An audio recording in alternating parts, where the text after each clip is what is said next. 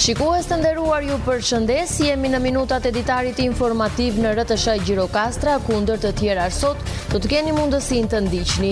Për ditë më shumë vizitorë pret Gjirokastra në këto ditë të vere. Udhëtimi në qytetin e Gurt e vlerësojnë Breslënës për atë çfarë ajo ofron: historinë, arkitekturën, traditat e natyrën. Parku kombëtar i Butrintit vijon të mbetet një nga destinacionet më të preferuara për turistët vendas dhe të huaj në jug të vendit. Vizitorët tërhiqen nga vlerat historike, natyra e pasur dhe peizazhet unike, duke e bërë parkun një pikë kyçe të turizmit në zonë. Plazhet e Sarandës po mirëpresin këtë sezon një numër të lartë turistësh të huaj, të cilët kanë zgjedhur qytetin bregdetar për të shijuar detin, diellin dhe bukuritë natyrore. Vizitorët vlerësojnë pozitivisht atmosferën, mikpritjen dhe shërbimet, ndërsa shprehen të kënaqur edhe me çmimet. Pas 35 vitesh, veprat e ish Galerisë së Arteve rikthehen përpara publikut. Ato janë ekspozuar në mjediset e Muzeut të Gjirokastrës në kalan shekullore të Art Gjiros, për të shijuar edhe nga vizitorët e shumtë që qyteti i Gurt pret këtë sezon. Ju njohim tani më gjërësisht. Për ditë më shumë vizitorë pret Gjirokastra në këto ditë të vere. Udhëtimin në qytetin e Gurt e vlerësojnë Breslënës për atë çfarë ajo ofron: historinë, arkitekturën, traditat e natyrën. Këto ishin përshtypjet që ndanë përmes mikrofonit të RTS turistë nga vende të ndryshme që i takuam në kështjellën e Gjirokastrës.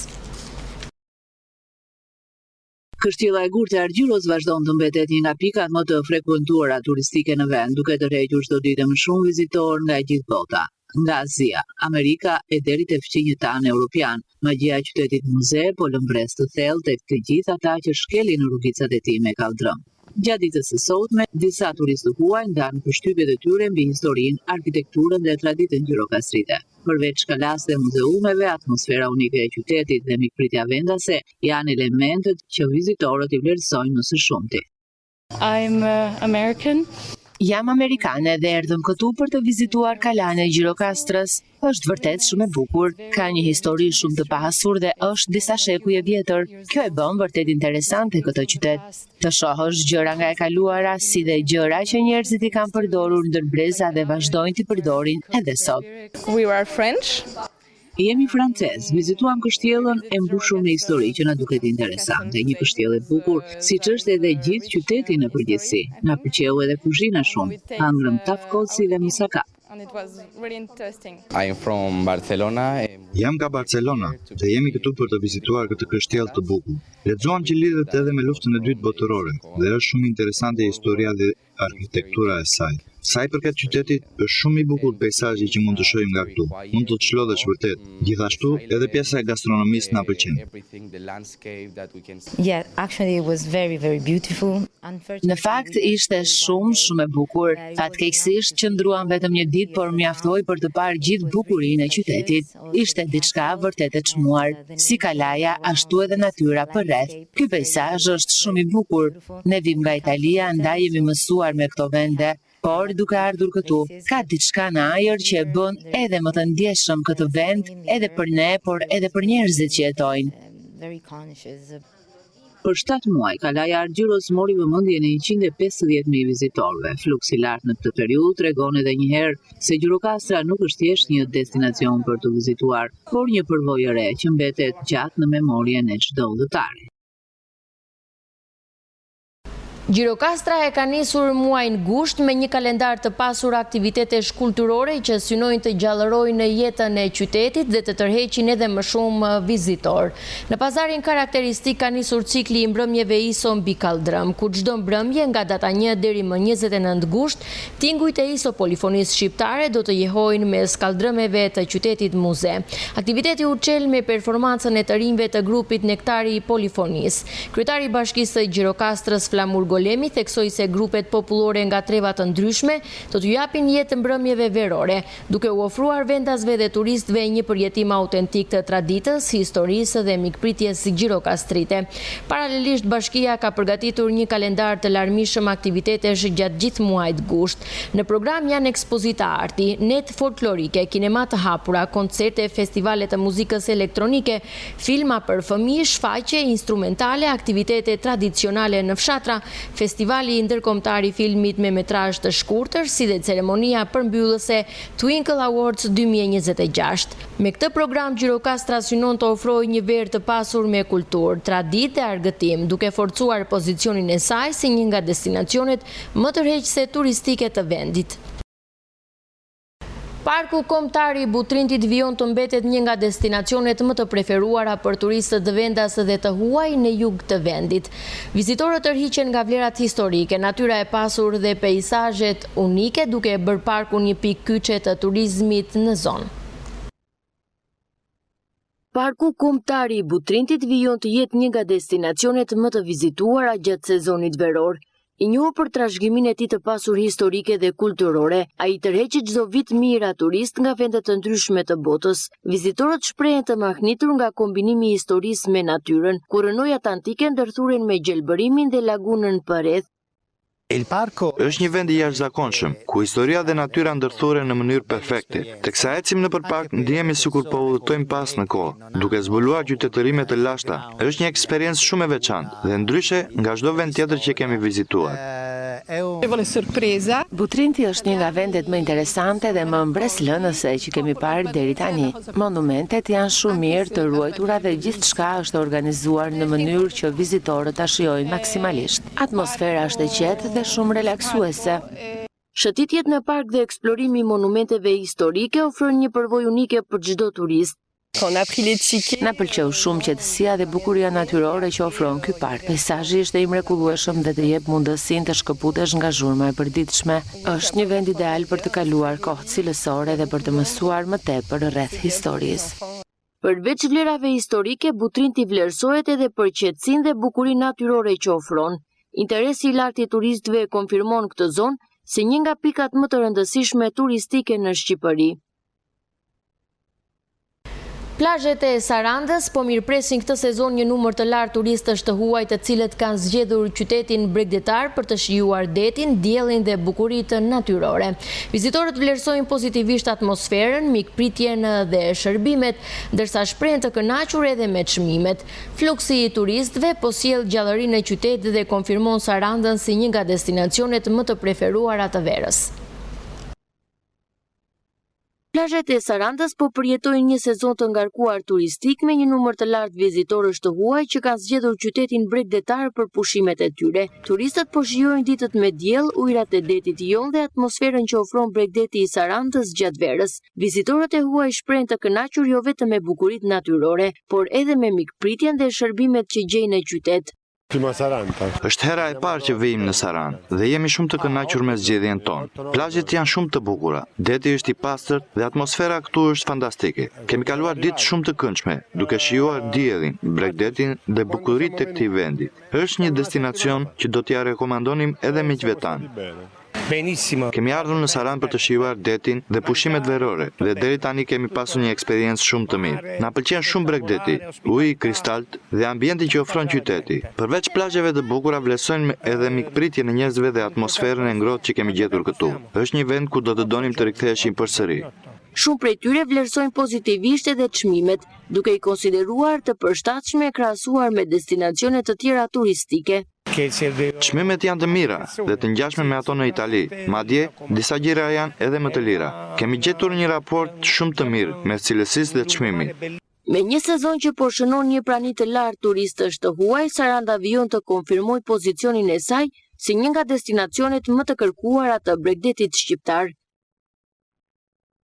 Rreth 120 subjekte debitore në Bashkinë Tepelen do të kenë mundësinë të përfitojnë nga shtyrja e afatit për shlyerjen e detyrimeve vendore. Pas përfundimit të skemës që parashikonte ulje me 50% të detyrimit, afati është zgjatur deri në dhjetor të vitit 2026, ndërsa bizneset tashmë mund të përfitojnë ulje prej 25% si dhe lehtësi për gjobat dhe kamat vonesat, sipas parashikimeve të aktit ligjor.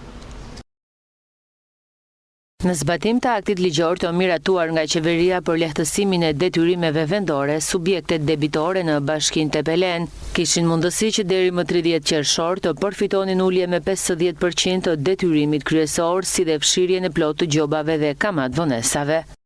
Në bazë të vendimit që ka nxjerrë qeveria, subjektet debitore në Bashkinë e Pelenës përfitonin deri në 30 qershor falje 50% të detyrimit, si dhe fshirjen e gjobave dhe kamat vonesave të debitorëve nga viti 2015 deri në vitin 2019 dhe faljen e gjobave dhe kamat vonesave deri në vitin 2025.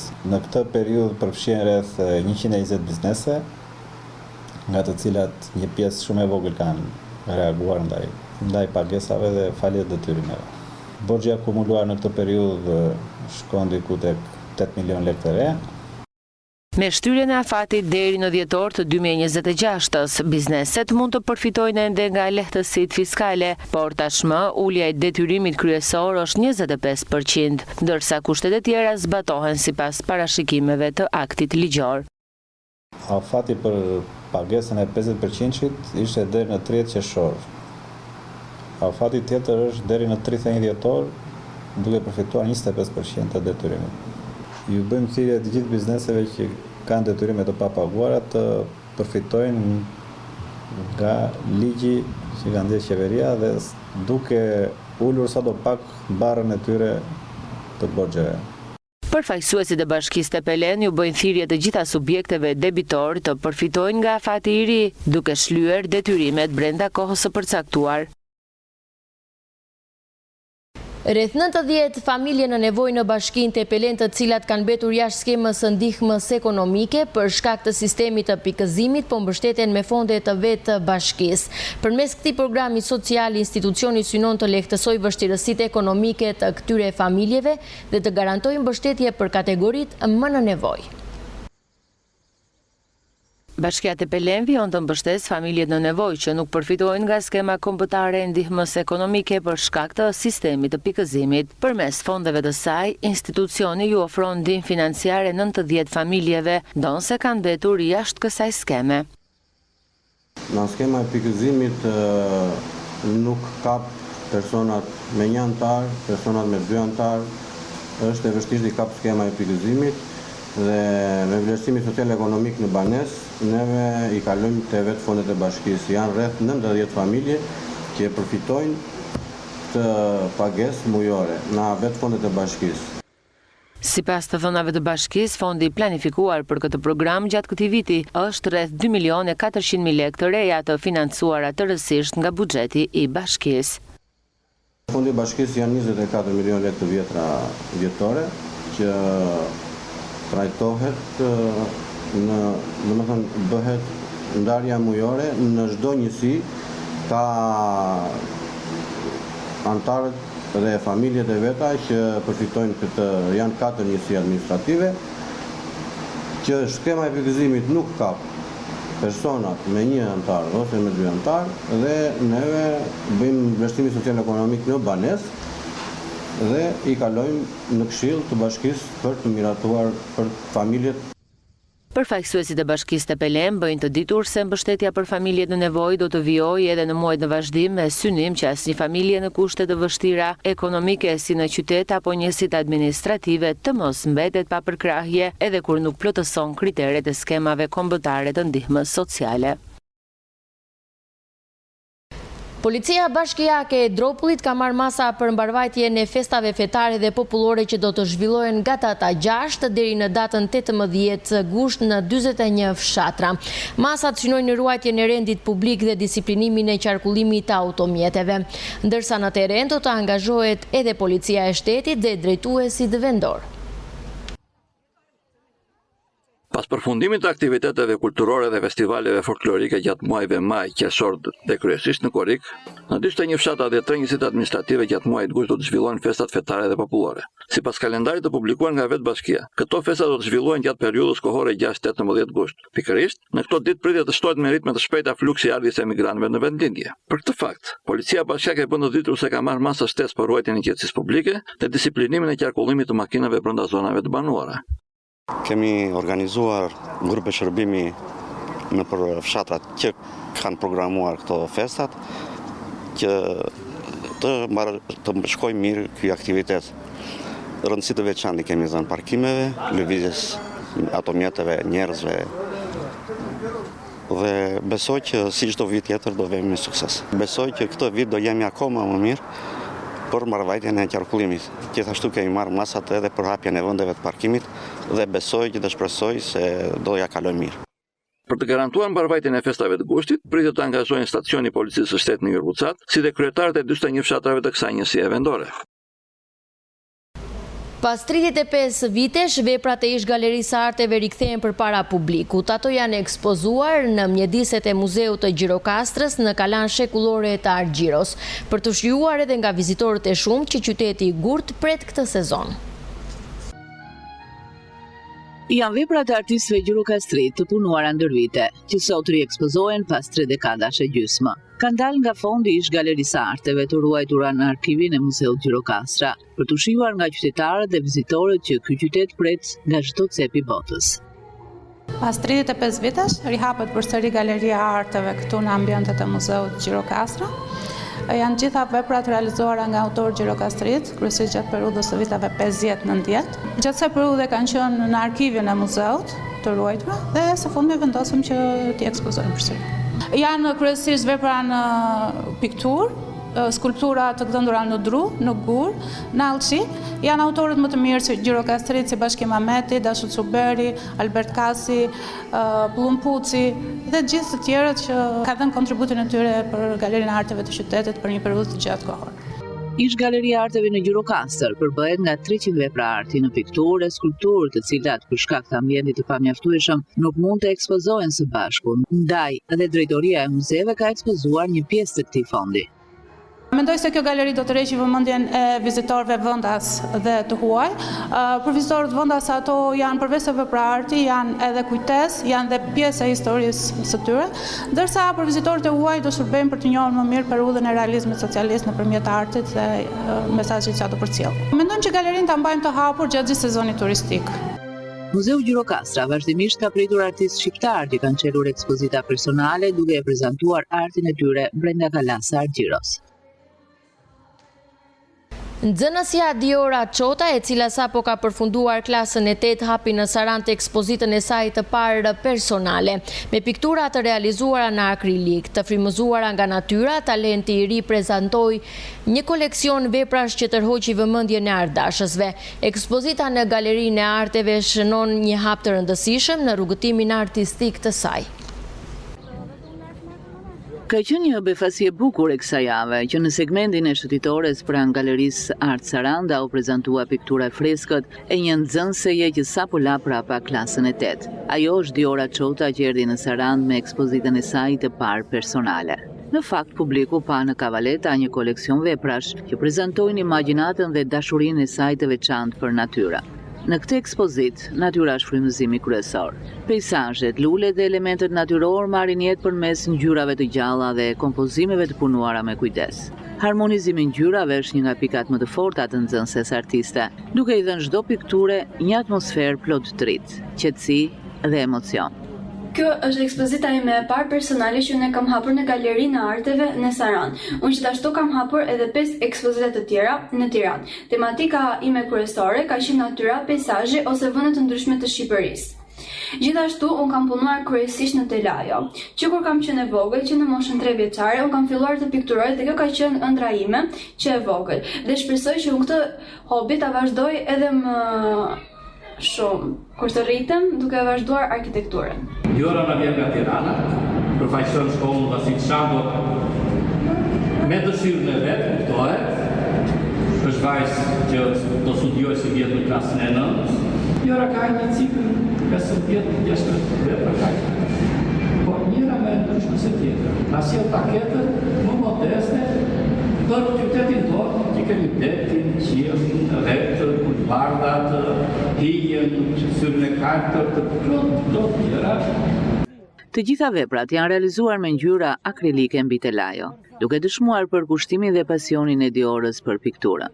Diora Çota është nxënëse e shkollës Vasil Shanto në Tiranë dhe këtë vit do të ndjek klasën e 9.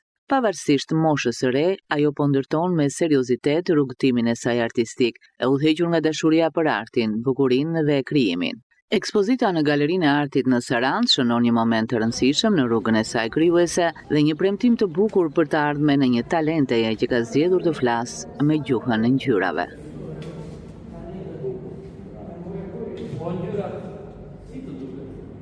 Ishim në minutat e editarit informativ në RTS Gjirokastra. Unë ju falenderoj për vëmendjen, ju uroj shikim të këndshëm të programeve tona në vijim. Bashkë, mirupafshim.